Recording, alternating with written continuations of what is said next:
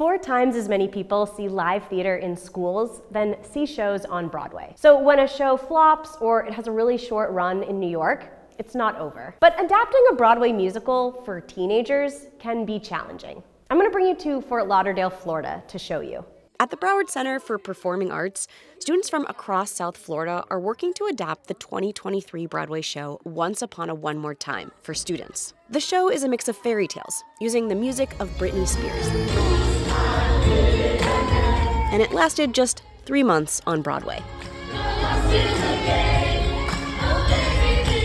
Here's how it works.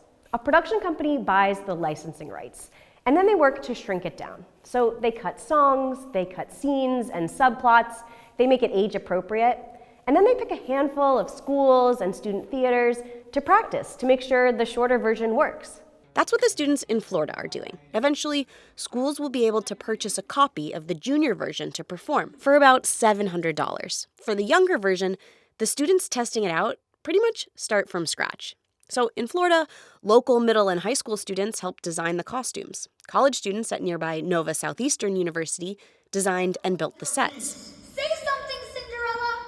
Now, not all Broadway shows can work for young performers, but this one does because the music is so catchy.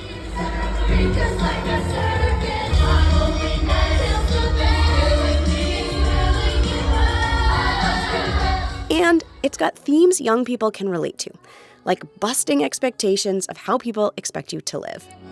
Every time I see you in my dreams, I see your face.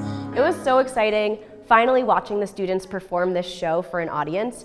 And in that audience were producers who had the licensing rights. They were there taking notes. Give me a sign.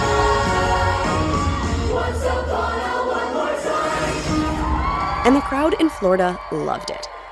The final junior version of this show will be available for schools all over the country starting next year.